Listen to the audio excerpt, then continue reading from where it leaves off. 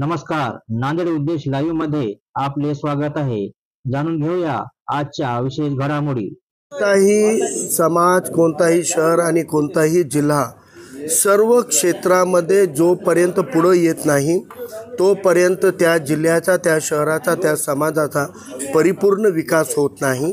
याच पद्धतीने आज राष्ट्रीय आंतरराष्ट्रीय स्तरावर आपण बघतो की क्रीडा हे एक असं क्षेत्र आहे ज्या क्षेत्रामध्ये प्रतिनिधित्व भेटल्यास तो त्या समाजाचा, त्या परिवाराचा, त्या शहराचा, जिल्ह्याचं जागतिक स्तरावर नाव करतो.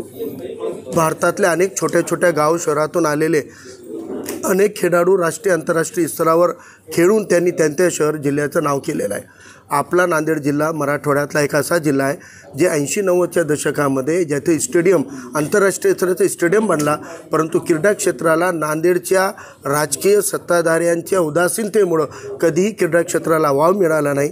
म्हणून क्रीडा क्षेत्राकडे राजकीय लोकांनी सुद्धा आता त्याला प्रमोट करणे आणि ते विषय चव्हाट्यावर आणणे गरजेचे असल्यामुळं वंचित बहुजन आघाडीच्या महानगर टीमनं फारुख अहमद मित्र मंडळच्या वतीने एक cricket tournament, leather ball cricket tournament, आंतरराष्ट्रीय स्तराचा दर्जा असलेलं लेदर बॉलचं 2020 स्तराचं एक क्रिकेट टुर्नामेंट नांदेड जिल्ह्यामध्ये 3 फेब्रुवारी ते 11 फेब्रुवारीमध्ये आयोजित केलेलं आहे.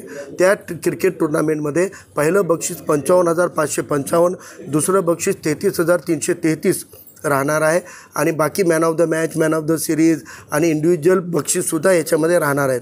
या टुर्नामेंटचं आयोजन करण्यामध्ये जिमखाना टीमचे जे सिनियर खेळाडू आहेत, जे नांदेड जिल्ह्यामध्ये खेळासाठी आयुष्यपूर्ण त्यांनी वाहून घेतलेलं आहेत, ही एक्सपर्ट टीम मॅनेजमेंट कमिटीमध्ये काम करणार आहे आणि सर्व आयोजन हे उत्कृष्ट दर्जाचं नांदेडमध्ये करत असताना आम्ही या चषकाला नांदेड जिल्ह्यानं नेहमी वंचितांना, बहुजनांना, अल्पसंख्याकांना राजकीय प्रतिनिधित्व दिलं होतं आणि सय्यद फारुख पाशा नावाचे आमदार हॅट्रिक करणारे नांदेड जिल्ह्याचे पहिले व एकमेव आमदार होते ज्यांनी कंटिन्यू सतत 3दा निवडून येऊन हॅट्रिक केली होती आणि ती हॅट्रिक करून 3दा लोकांमधून निवडून आले. एकदा MLC झाले, ते विधानसभेचे उपसभापतीसुद्धा राहिलेले आहेत आणि राज्य शिक्षण मंत्रीसुद्धा राहिलेले आहेत. इतकं मोठं इतिहास त्यांचा असताना त्यांचा इतिहास पुसण्याचं काम त्यांच्या पक्षानं सुद्धा केला आणि राजकीय मंडळीनं केलेलं आहे.